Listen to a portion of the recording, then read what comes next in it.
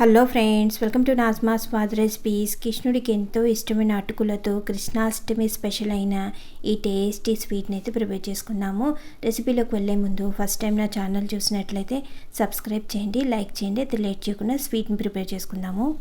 Stove మీద కడాయి పెట్టుకుని 2 నుంచి 3 టీ స్పూన్ల నెయ్యి వేసుకుని, నెయ్యి మంచిగా మెల్ట్ అయిన తర్వాత కొద్దిగా జీడిపప్పు పలుకుల్ని వేసుకుని లైట్గా ఫ్రై చేసుకోవాలి.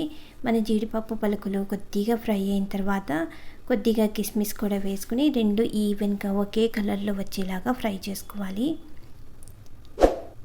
ఇవి 2 మంచిగా కలర్ వచ్చేలాగా ఫ్రై అయిన తర్వాత మన డ్రై ఫ్రూట్స్ని ఒక గిన్నెలో తీసుకుని పక్కన పెట్టుకోవాలి. అదే నెయ్యిలో 1 కప్ అయితే అటుకుల్ని వేసుకున్నాను. నేను ఇక్కడ తీసుకున్న అటుకులు మరీ మందంగా కాకుండా అలాగని పల్చగా లేనివి తీసుకున్నాను.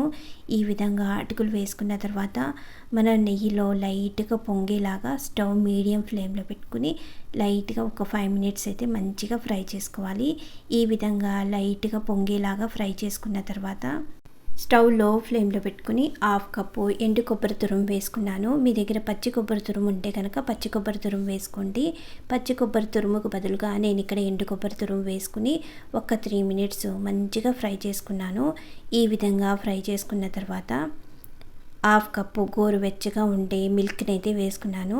ఇలా గోరువెచ్చగా ఉండే మిల్క్ వేసుకుంటే మన అటుకులు తొందరగా సాఫ్ట్గా అవుతాయి. ఈ విధంగా మంచిగా సాఫ్ట్గా అయ్యి దగ్గరికి పడేలాగా స్టవ్ లో ఫ్లేమ్లో పెట్టుకుని ఈ విధంగా దగ్గరికి పడిన తర్వాత 1/2 కప్పు బెల్లం తురుముని అయితే వేసుకున్నాను. మీ దగ్గర బెల్లం పౌడర్ కానీ బెల్లం తురుము కానీ ఏది ఉన్నా పర్లేదు. ఈ విధంగా బెల్లం పౌడర్ వేసుకుని ఇంకొద్దిగా దగ్గరికి పడేలాగా మంచిగా కుక్ చేసుకోవాలి.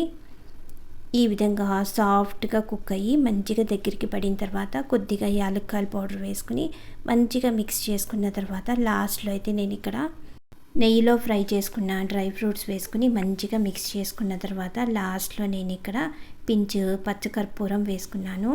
ఇలా ప్రసాదం ప్రిపేర్ చేసుకునేటప్పుడు పచ్చకర్పూరం పౌడర్ వేసుకుంటే టేస్ట్ అయితే చాలా బాగుంటుంది. మీకు ఇష్టం లేకపోతే కనుక స్కిప్ కూడా చేసేయచ్చు. ఎంతో టేస్టీగా ఉండే పోహా స్వీట్ అయితే రెడీ అయిపోయినట్లే.